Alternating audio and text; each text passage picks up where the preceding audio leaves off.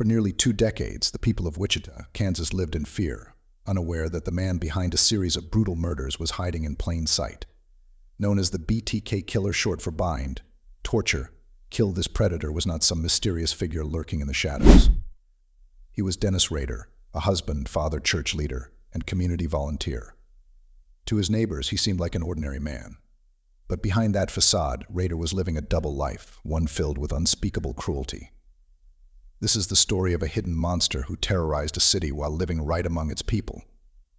Dennis Rader was the man behind the notorious BTK Killer persona. He lived an ordinary life on the surface, married with 2 children and an active member of his local church. But beneath this normal appearance, Rader was a cold and calculating serial killer. The acronym BTK stands for bind, torture, kill, which chillingly described his method of murdering his victims. He would bind them, inflict torture, and then take their lives, all while documenting his crimes in letters to the police, reveling in the fear and chaos he caused. In January 1974, Dennis Rader claimed his first known victims, the Otero family. Rader broke into their Wichita, Kansas home, where he brutally murdered Joseph and Julie Otero, along with 2 of their children, Joseph Jr. and 11-year-old Josephine. The family was bound, tortured, and strangled in a horrifying display of violence. This crime shocked the community and set the tone for the BTK Killer's reign of terror. Rader showed no remorse, and the meticulous control he exercised over his victims would become a grim signature of his future killings. Dennis Rader, known as the BTK Killer, had a chilling and distinct method of murder. His signature approach was encapsulated in his self-given name: bind, torture, kill. He would stalk his victims, break into their homes, and restrain them with ropes or other bindings.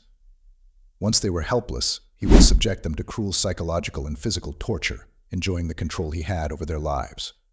Finally, he would strangle his victims, often using his hands or ligatures, drawing out their suffering. His meticulous planning and need for dominance were evident in each of his killings, making him one of the most terrifying serial killers in history. As news of the BTK Killer's brutal crimes spread, the community of Wichita was gripped by fear. People were terrified, knowing a cold-blooded killer was on the loose, targeting innocent families in their homes. The fear was amplified when the media began reporting on the letters BTK sent to local newspapers and the police. In these letters, he bragged about his crimes, detailing how he had bound, tortured, and killed his victims. His taunts were chilling, showing no remorse. The city of Wichita was on edge, with many people locking their doors and feeling unsafe in their own homes, uncertain of who the next victim might be. Dennis Rader, the BTK Killer, wasn't content with simply committing his horrific crimes. He wanted recognition.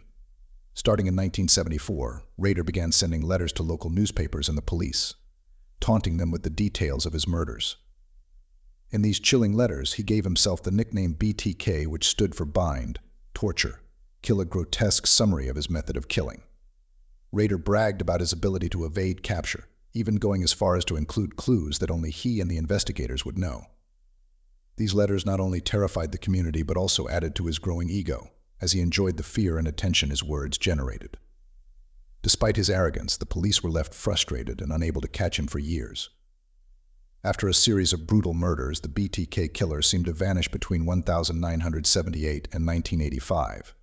This long period of inactivity puzzled both investigators and the public. Many wondered if the killer had died, moved away, or perhaps been imprisoned for another crime. The fear in Wichita gradually subsided as time passed without any new murders. Some even hoped that BTK was gone for good. However, the truth was far more sinister. Dennis Rader hadn't stopped. He had simply blended back into his everyday life, biding his time until he felt the urge to kill again.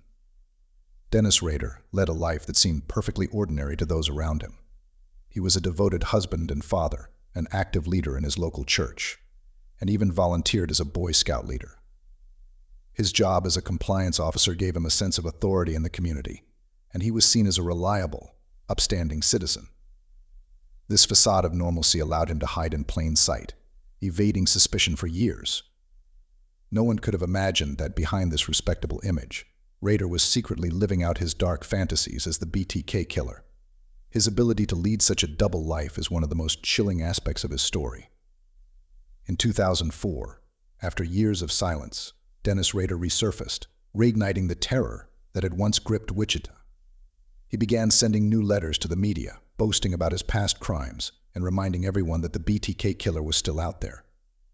The letters were detailed and taunting, just as they had been in the 1970s, and included disturbing references to his past victims. For many, the reappearance of BTK after so many years was a shocking reminder that the case was far from over. The city of Wichita was once again plunged into fear, not knowing when or where the killer would strike next. The police faced significant challenges in capturing the BTK killer. For years, they relied on traditional methods of investigation, but the lack of physical evidence made it difficult to make any progress. As technology advanced, DNA profiling became a crucial tool in criminal investigations. In the early 2000s, law enforcement began to focus on cold cases, including the BTK murders. They re-examined old evidence, looking for any DNA that could be linked to Rader. The police also implemented new strategies, using computer technology to analyze patterns in the crimes. Despite their efforts, Rader remained elusive, continuing to taunt them with letters and his calculated silence. As the investigation unfolded, it became clear that the police were not only fighting against a skilled killer, but also the limitations of their resources at the time. Each lead that seemed promising often ended in dead ends, frustrating investigators and leaving the community anxious and afraid. Dennis Rader made a critical mistake that ultimately led to his downfall. He sent a floppy disk to the police. In 2005, after years of silence, Rader reached out to the media and law enforcement, sending letters along with the disk. He believed this would showcase his intelligence and taunt the authorities once again.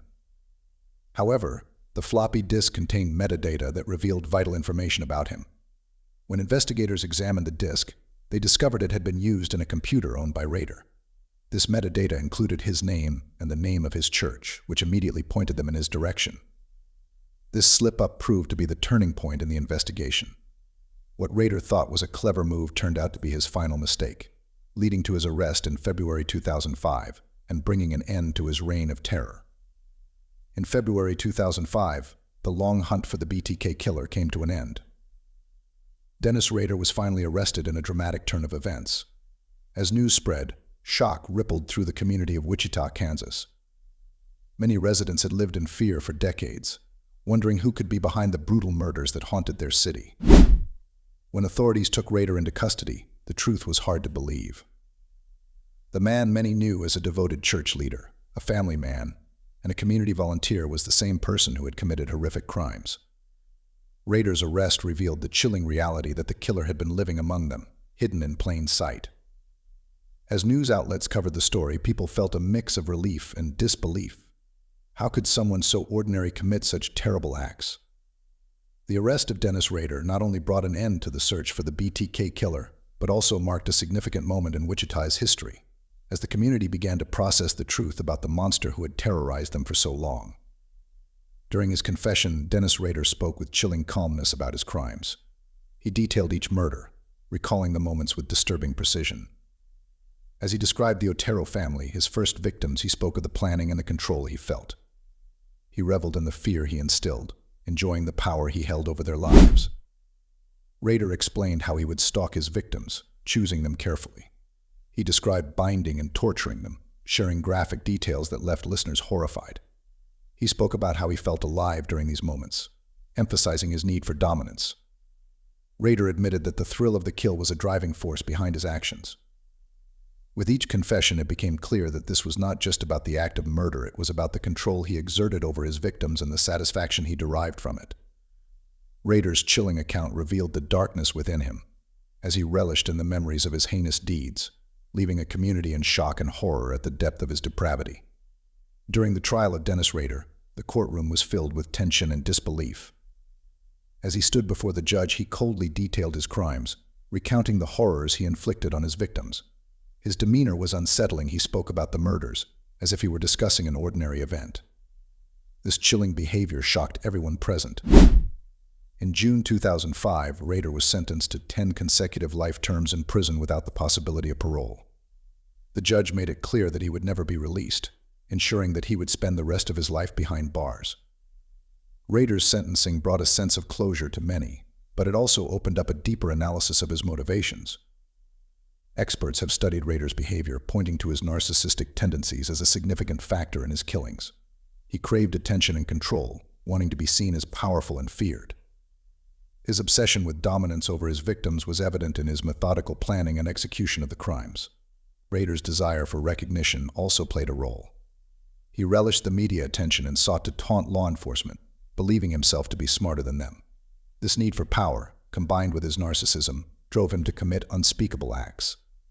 His trial revealed the dark complexities of his psyche, leaving many to wonder how someone could become such a monster. The crimes of the BTK Killer left a deep mark on the Wichita community. After Dennis Rader was revealed as the killer, fear spread throughout the city. Residents who once felt safe in their homes were now on high alert. The sense of security was shattered, and people began to question who they could trust. This lingering fear changed the way the community interacted. Neighbors became more vigilant, often looking out for one another in ways they hadn't before. The legacy of the BTK murders serves as a cautionary tale. It reminds us that darkness can hide behind a familiar face, even in the most ordinary people. Rader's ability to live a double life as a respected member of the community while committing horrific acts shocked everyone. His story is a chilling reminder that evil can exist in plain sight. In conclusion, Dennis Rader, the BTK Killer, stands as one of the most chilling serial killers in American history. His crimes continue to fascinate and horrify people to this day. The legacy of his actions lingers, not only in the memories of his victims but also in the lessons learned about vigilance and the hidden darkness that can lurk within society. Rader's infamy will likely endure as a stark reminder of the complexities of human nature and the importance of awareness in our communities. And with that said, thanks for watching True Stories. If this tale of mystery and superstition caught your interest, hit that subscribe button to join us for more fascinating stories from history's strangest corners. Until next time, stay curious.